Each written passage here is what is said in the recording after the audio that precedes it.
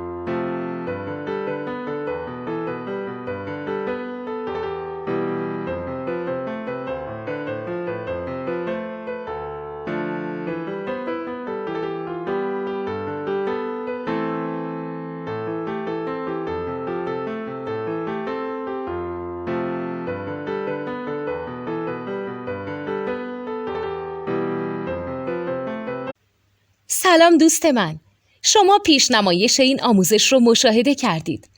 برای دیدن آموزش به صورت کامل میتونید به وبسایت نوت 2 که مرجع آموزش موسیقی هست مراجعه کنید.